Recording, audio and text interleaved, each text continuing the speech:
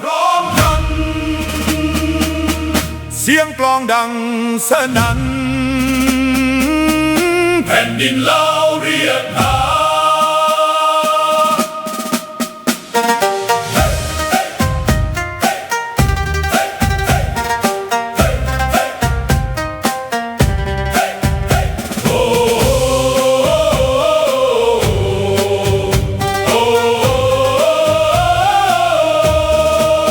เป็นชายไว้ลายชายศาสตร์ทหารยืนหยัดเคียงข้างกันบ่หวั่นภัยใด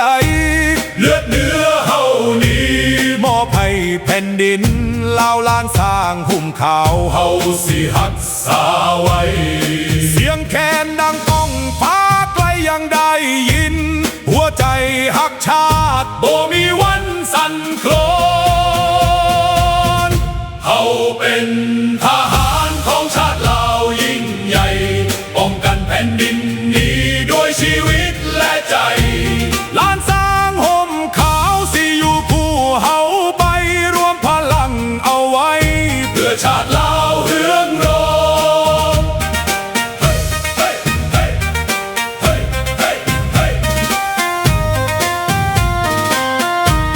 ยามศึกมาไกลเฮาบ่เคยถอยยืนหยัดต่อสู้เพื่อคนลาวทุกคนจากภูเขาสูงถึงลำน้ำโขงทุกตารางแผ่นดินเฮาสิหักษาไว้คำสัตย์สาบานดังก้องในใจเกิดเป็นลูกผู้ชายต้องหักชาติยิ่งใหญ่ถึงสิลำบากหรือมีน้ำตากะสิยืนหยัดเพื่อลาวของเฮาเฮาเป็นทหารของชาติลาวยิ่งใหญ่ป้องกันแผ่นดินนี้ด้วยชีวิตและใจล้านสร้างห่มขาวสิอยู่คู่เฮาไปรวมพลังเอาไว้เพื่อชาติลาวเฮืองรองเฮาเป็นทหา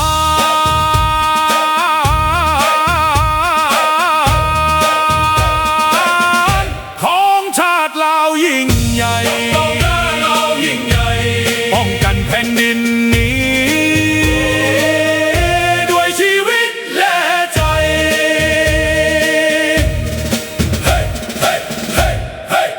เฮาเป็นทหารก้าวเดินพร้อมกันทหารเหล่านั้นบ่ยอมแพ้ผู้ใด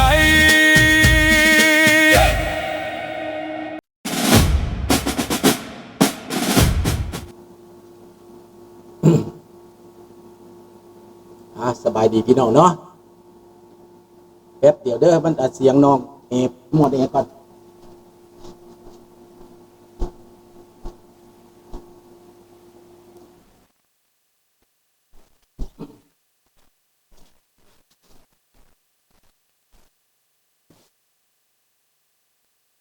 สบายดีพี่น้อง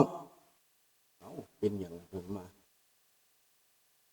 คือว่าเป็นเงาทั้งหลังนี่บุดเดียวเด้อไฟแจ้งคนบอก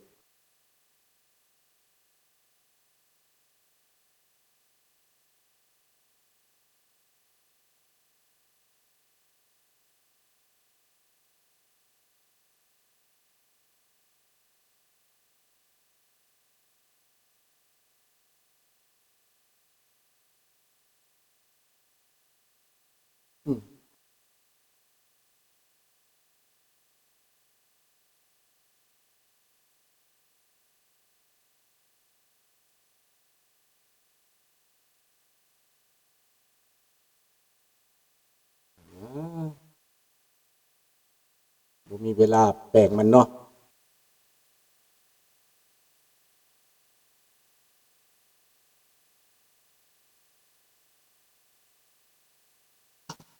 แป๊บกันเด้อพี่น้องเด้อแป๊บเดียว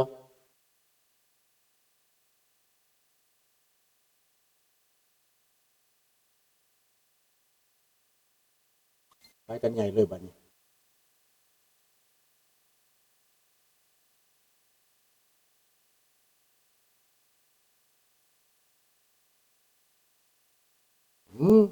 หลายมือ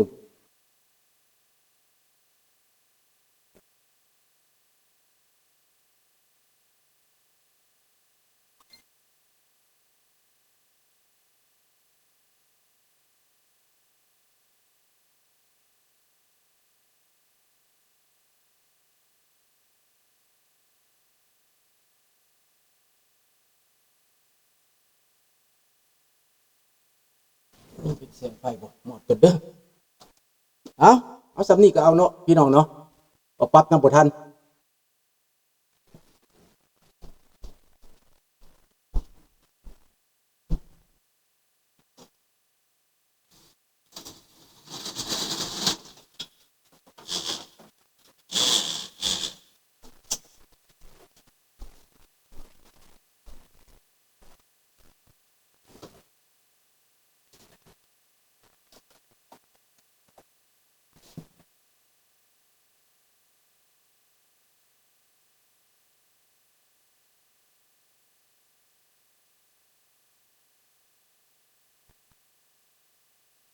สบายดี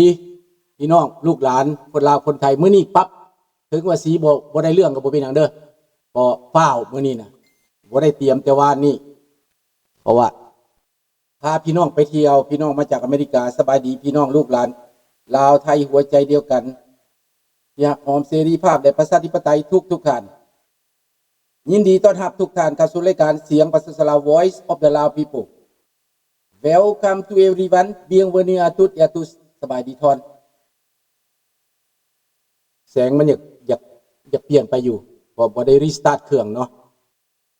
เอาสำนีพอเนาะเธอมาแจ้งมายังก็ขอโทษขออภัยหลายๆเด้อพี่น้องลูกหลานเด้อเอาเนื้อในดีกว่ามื้อนี้ประเด็นของเฮาก็แม่นว่าในหัวข้อพี่น้องก็สิเห็นแล้วว่าหัวข้อนี่ว่าจังไดหัวข้อว่าลาวในอวดว่าเจริญแล้วรวยแล้วลาวนอกนี่ทุกข์ยากบ่มีแผ่นดินอยู่ว่าซานพี่น้องเอ้ยพวกลาวลิงจังอยากกลับสวามีภักดิ์ว่าซั่นฟังเด้อพี่น้อง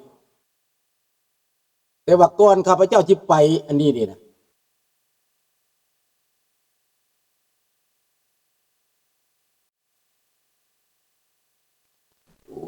สงสัยกล้องเนี่ยมันไปถึกอะไรหนึ่งโอ้มันไปเตาะอดีซื่อๆนะน้อยเดียวหนึ่งนะบัดนี้พวกลาวลิงในประเทศฝรั่งเศสบ่จักตัวเองพี่น้องเสียวัดมอบให้การเมืองของลาวแดงพระให้เป็นลาวแดงทุ่งสักกาเดือนกับมีปัญหาเข้ามาอยู่ในวัดทุ่งซากสามหัวกับบ่ให้ใส่นั่นแหละหลังจากมหาจันทีเสียชีวิตไปแล้วมหาจันทีสร้างมาโดยน้ำเหือน้ำแหงบ่สนบาปบุญคุณโทษสาธุเด้อผู้ใดรบกวนก็ให้มันบาปมันเวรให้มันตกทุกข์ได้ยากเด้อพี่น้องเด้อให้มันบ่ขึ้นบ่เกินให้มันล่มมันจมผู้ใดไปทำลายวัดที่ครูบาสร้างไว้แล้วนี่วัดเป็นพวกลาวสร้างสามหัววัดลาวนอกลาวอพยพมานี่นะ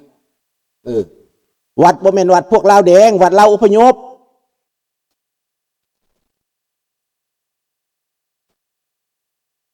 โอ้ยมื้อนี้ลำบากวัดลาวอพยพแล้วมาพิษมาเถียงกันพี่น้องคนลาวนี่พิษเถียงกันเพื่อว่าตัวเองสิได้หน้ากับรัฐบาลเผด็จการที่ไล่ฆ่าไล่แกงไล่ตัวเองยิงลงน้ำบ่ได้เฮียนความเจ็บปวดเลยพี่น้องเอ้ยข้าพเจ้าเบิ่งแล้วข้าพเจ้าก็เป็นตาหัวเด้เป็นตาหัวน้ำเขาเด้ก็บ่เป็นหยังพี่น้องมีพวกลาวแดงมาอวดเพิ่นถ่ายรูปเอาคุ้มจีนมาอวดข้าพเจ้าเฮือนสูงเพิ่นเฮาเบิ่งความคิดมันคือสิทอหางอึ่งพี่น้องถ่ายรูปเอาตึกสูงของซังเจียงถ่ายรูปตึกสูงของของครอบครัวบักคำไต่มาอวดข้าพเจ้าละอ่อนซ้อนนำเฮือนสูงอยู่บ้านนี้เด้อเฮือนสูงนั่นข้าพเจ้าเพิ่นบ่อยากเลี้ยวบึงข้าพเจ้าบ่ได้สนใจว่าตึกสูงบ่ได้สนใจว่าอันนั้นน่ะของต่างประเทศบ่ได้สนใจโรงแรมสูงว่าสิมาสะอ่อนพี่น้องแต่พวกเขานั้นตื่นตึกสูงของจีนบ่แม่นของลาวเด้ของจีนของต่างประเทศเพิ่นเอามาอวดข้าพเจ้าแล้วเพิ่นก็ถ่ายรูป1975มา73มาสมัยนั้นน่ะประเทศใดก็บ่มีได้รถแบบเจริญน่ะโทรศัพท์มือถือก็บ่มีสมัยนั้นน่ะ แต่ว่าความเจริญมันเจริญทางวัฒนธรรม เจริญทางเศรษฐกิจพออยู่พอกินได้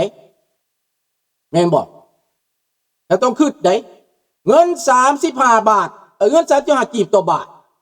เดี๋ยวนี้700 กีบต่อบาทให้เจ้าเทียบกันก็เทียบโลดคันมันสมองหมาปัญญาควายเห็นน่ะพี่น้องก็คืดเอาเอาสิเอา700 กีบไปให้มันเลือกดู